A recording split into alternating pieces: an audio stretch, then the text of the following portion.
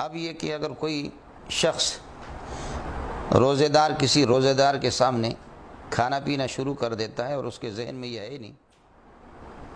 کہ میرا روزہ ہے، دوسرے شخص کو استحضار ہے اور معلوم ہے کہ بھائی ان کا روزہ ہے لیکن یہ بھول گیا، کھا پی رہا ہے، تو اس میں بہتر یہ ہے کہ اگر وہ شخص کمزور ہے بالکل اور دیکھنے والا دیکھ رہا ہے کہ یہ روزہ رکھ کر کے نڈھال ہو جائے گا اور نہایت دبلا پتلا آدمی ہے، کمزور ہے، تو پھر یہ ہے کہ اس کو نہ بتائے اور جانے دے اس کو کہ وہ کھا لے، روزہ اس کا فاسد نہیں ہوگا۔ اور اگر وہ طاقتور آدمی ہے کھانے والا، بھول کر کے کھا رہا ہے، دوسرا شخص اس کو دیکھ رہا ہے، پھر اس کو ٹوکنا چاہیے۔ لیکن دونوں حالتوں میں اگر کوئی ٹوکتا نہیں ہے اور وہ دونوں طاقتور اور کمزور، ان کے ذہن میں نہیں ہے، وہ کھا پی لیتے ہیں، روزہ ان کا فاسد نہیں ہوگا۔ لیکن یاد رہے کہ ایک نسیان کی حالت ہے اور ایک خطا کی صورت ہے۔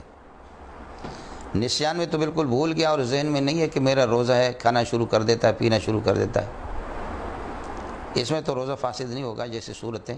اور تفصیل آپ کے سامنے عرض کی گئی۔ لیکن ایک خطا کی صورت ہے کہ ایک آدمی کے ذہن میں ہے کہ میرا روزہ ہے اور وہ کلی کر رہا تھا یا ناک میں پانی ڈال رہا تھا، کلی میں اس نے مبالغہ سے کام لیا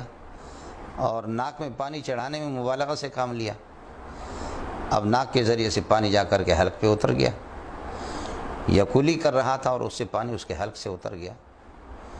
ان دونوں صورتوں میں روزہ اس کا فاسد ہو جائے گا، یہ خطا کی صورت ہے۔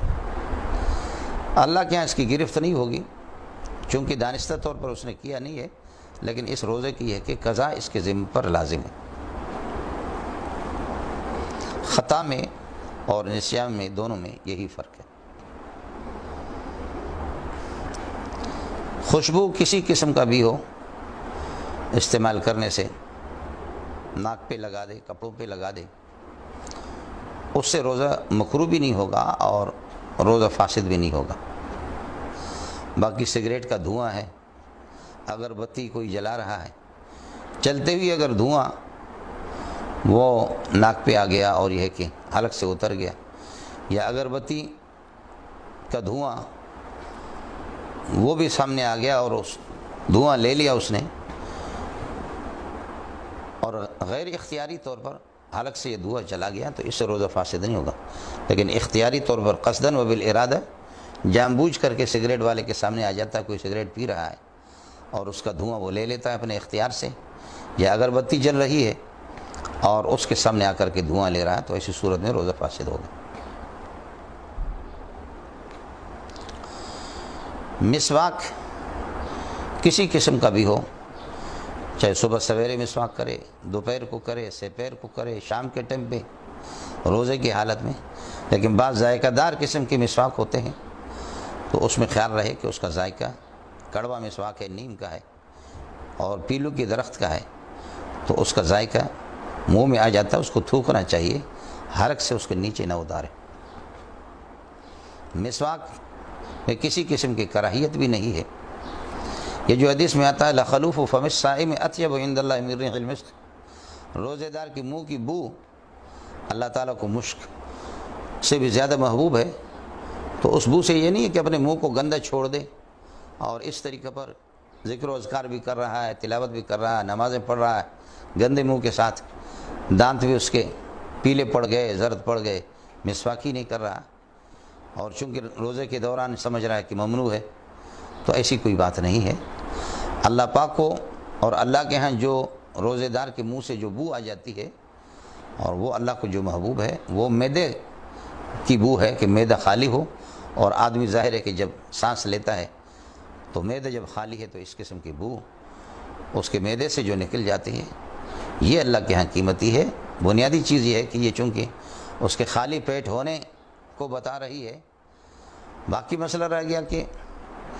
منہ کو بالکل گندا چھوڑ دیتا ہے، دانتوں کو گندا چھوڑ دیتا ہے، یہ شرعاً پسندیدہ نہیں ہے۔ کسی ٹائم پہ بھی مسواک کرے، مسواک مسنون اور سنت ہے، منہ کی بدبو کو ظاہر کر دے۔ سرما زیبائش کے لیے استعمال تو نہ کرے، باقی ویسے سرما لگایا اور منہ میں اس کا ذائقہ بھی آ گیا. بسا اوقات آدمی تھوکتا ہے,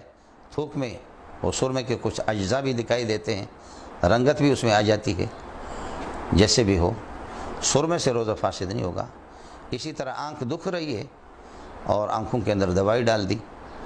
اس سے بھی روزہ فاسد نہیں ہوگا. فقہاء اور مجتہدین کی پرانی تحقیق یہی ہے, موجودہ ڈاکٹر حضرات اور موجودہ سائنس والے وہ یہ کہہ رہے ہیں کہ کان کے مقابلے میں آنکھ سے زیادہ دوائی فوراً حلق پہ اتر جاتی ہے. اس لیے اب ہندوستان اور یہاں کے کچھ علماء اس بات کے قائل ہو گئے کہ روزہ اس سے فاسد ہوگا. احتیاطاً ان کی بات کو اپنائی جائے, لیکن اگر کسی نے ضرورت کے تحت دوائی استعمال کر بھی لی اور آنکھ دکھ رہی تھی, سرما استعمال کر لیا, آنکھوں میں دوائی استعمال کر دی, اس کو موجودہ ان حضرات کے فتویٰ پر اعتماد کر کے شاید فتویٰ نہیں دیا جائے گا. قرآن فقہا کا فتویٰ وہ اپنی جگہ پر برقرار ہے, احتیاط کر لے. باقی زیبائش کے لیے بغیر ضرورت کے سرما استعمال کرتا ہے, یہ ٹھیک نہیں ہے. روزہ پھر بھی اس کا فاسد نہیں ہوگا. روزے کے دوران اگر کسی کو احتلام ہو گیا, اس سے روزہ فاسد نہیں ہوگا. رات کو جنابت کی حالت تھی اور غسل نہ کر سکے, سحری کا کھانا اسی حالت میں تناول فرمایا اور پھر فجر کو بھی غسل نہیں کیا, پورا دن اسی طرح جنابت کی حالت میں رہا, روزہ اس کا ٹھیک ہے, روزہ صحیح ہو جائے گا. بعض صحابہ اس سے منع بھی کرتے, حضرت ابو ہریرہ رضی اللہ تعالیٰ عنہ, لیکن یہ ہے کہ فتویٰ اسی پر ہے, جمہور صحابہ اور مجتہدین کا اسی پر. یہ ظاہر ہے کہ جنابت کی حالت میں ویسے گھومنا پھرنا پورا دن, یہ تو بہت بڑا گناہ ہے. جس گھر کے اندر اتنی طویل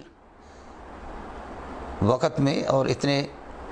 اتنے دیر تک آدمی جنابت کی حالت میں گھوم رہا ہے, پھر رہا ہے, تو اس گھر میں اللہ کی رحمت کے فرشتے تو نہیں آئیں گے. لیکن تاہم جنابت کی حالت میں اگر کوئی روزہ رکھ لیتا ہے تو روزہ اس کا فاسد نہیں ہوگا, روزہ یہ ہے کہ ٹھیک ہوگا, فریضہ اس کی ذمہ سے ساقط ہو جائے گا. اپنی حرم محترمہ اور بیوی کا بوس و کنار کرنا روزے کے دوران, اس سے بھی روزہ فاسد نہیں ہوتا. دوائی کوئی کوٹ رہا تھا اور اس دوائی کے ذرات وہ یہ ہے کہ حلق تک چلے گئے, کچھ کڑواہٹ محسوس کر رہا ہے, اس کو تھوک دے, روزہ اس سے بھی فاسد نہیں ہوگا. انجیکشن خواہ کسی قسم کے بھی ہو, آدمی بیمار ہے اور دفع مرض کے لیے انجیکشن لگوا رہا ہے, تب بھی اجازت ہے, روزہ اس سے فاسد نہیں ہوگا. اور اگر یہ ہے کہ کمزور ہو گیا ہے اور اس کے لیے گلوکوز یا یہ ہے کہ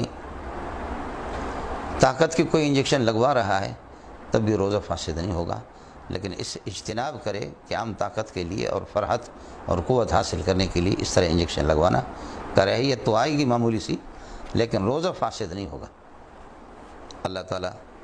ہمیں شریعت اور احکام شرعیہ, مسائل شرعیہ کی معرفت نصیب فرمائے اور ان پر ہمیں عمل کرنے کی توفیق عطا فرمائے.